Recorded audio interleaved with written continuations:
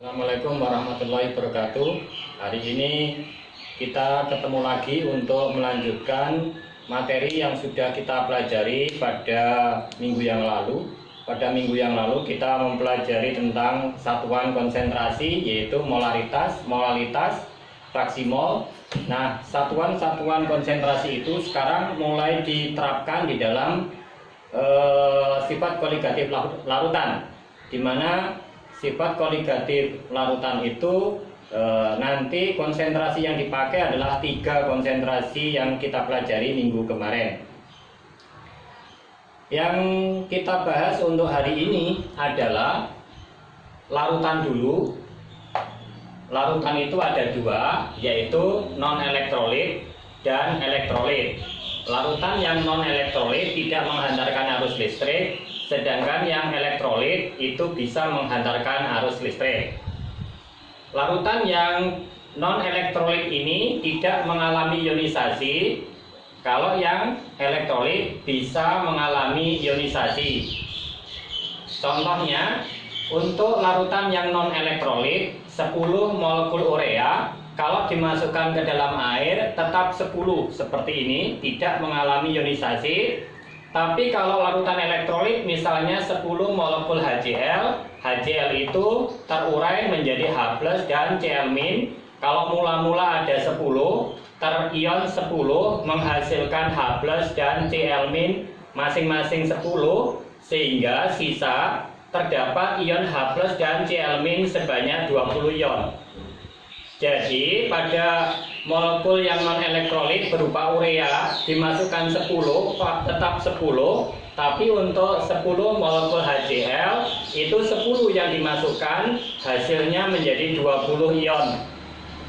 Itu nanti yang menyebabkan sifat koligatif dari larutan elektrolit berbeda dengan larutan yang non-elektrolit, di mana nanti sifat koligatif larutan yang elektrolit itu lebih tinggi, ya, lebih besar. Mengapa? Karena mempunyai faktor Van Hoff.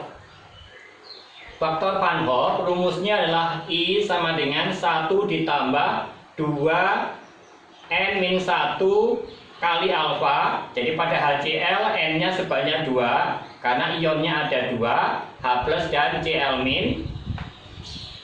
I sama dengan 1 ditambah 2 kurangi 1, alfanya derajat ionisasi sama dengan 1.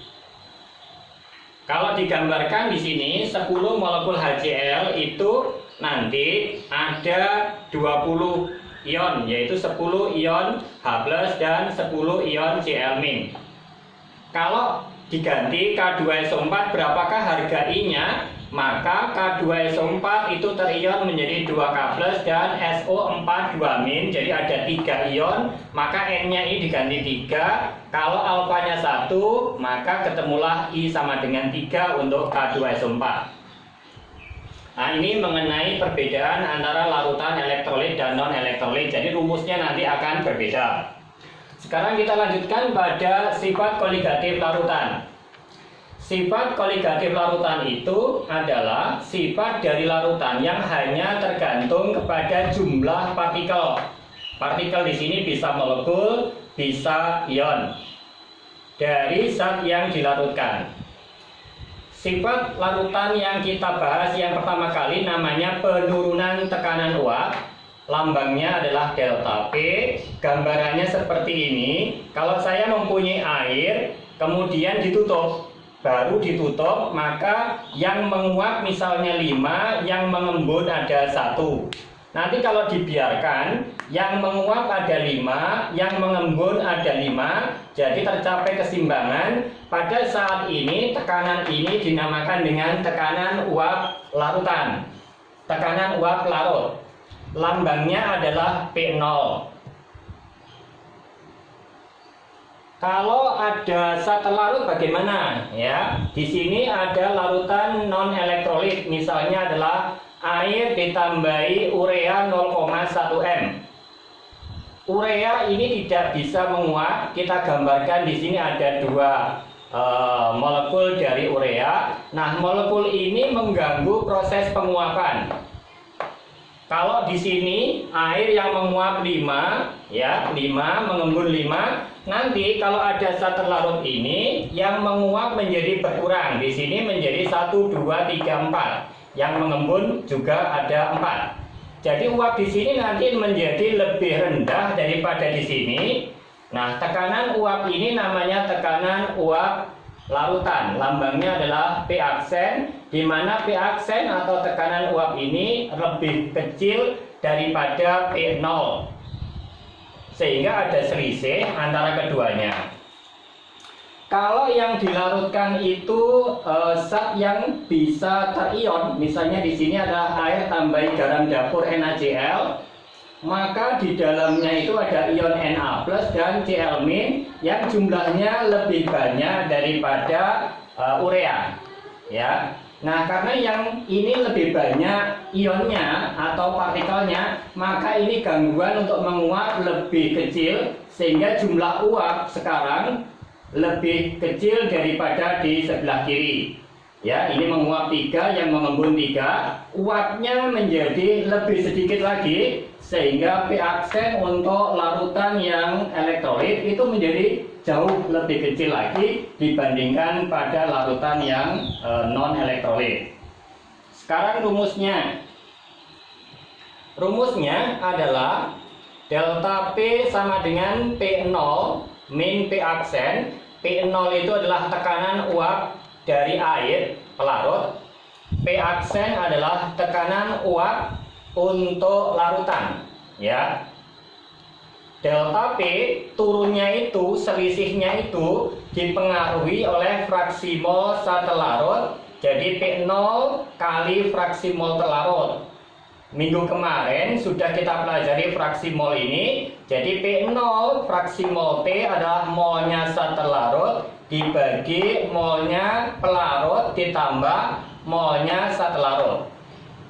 Kalau dua rumus ini digabungkan, diperoleh rumus yang ketiga, yaitu P aksen sama dengan P0 kali fraksi mol pelarut. Fraksi mol pelarut adalah molnya pelarut dibagi molnya pelarut ditambah molnya terlarut. Jadi rumus yang bawah sama. Kalau larutannya diganti dengan elektrolit, delta P-nya sama, P0 min P aksen.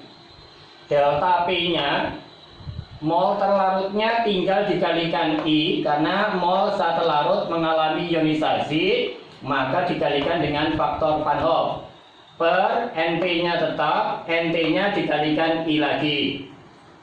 Untuk rumus P aksen sama dengan P0 sama, NP-nya tetap, ini tetap, NT-nya dikalikan dengan I atau faktor Van Hoff.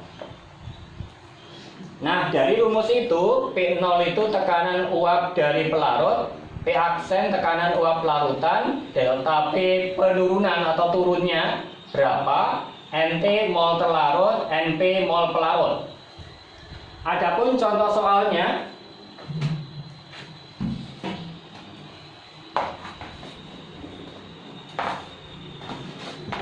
ini contoh soal yang saya ambil dari Indo Webster. Yang pertama nomor 17.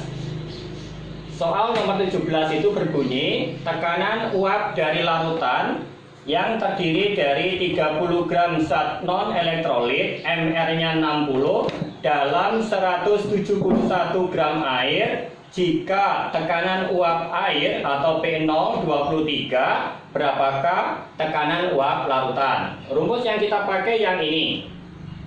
P aksen sama dengan P0 kali fraksi mol pelarut.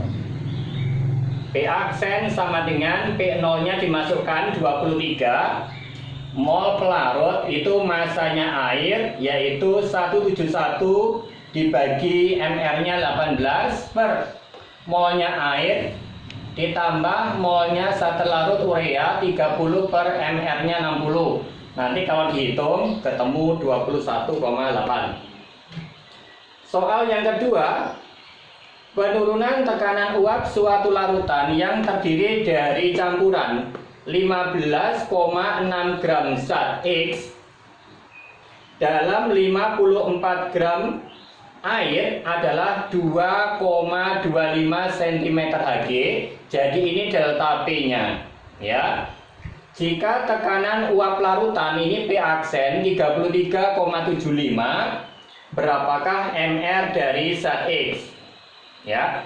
Cara menyelesaikannya, karena kita pakai rumus yang sama dengan yang atas ini, ya, P aksen sama dengan P0 kali mol pelarut per molnya pelarut ditambah molnya terlarut, maka kita cari dulu P0-nya. P0 adalah diperoleh dari delta P sama dengan P0 min P aksen. Delta P-nya dari soal ini 2,23, P0-nya dicari, P aksennya 33,75 ini diperoleh P0 35,98. Masuk ke P aksen sama dengan P0 kali mol pelarut per molnya pelarut ditambah molnya terlarut. P aksennya 33 ini, P0-nya 35 sekian, molnya pelarut yaitu air 54, masanya dibagi MR-nya 18. Ini molnya pelarut sama, lalu molnya terlarut adalah masanya dibagi MR-nya. Ini cara menghitungnya, ya. Saya kira kalian bisa. Ini saya bantu sedikit. Nanti ini dicari MR-nya akan ketemu.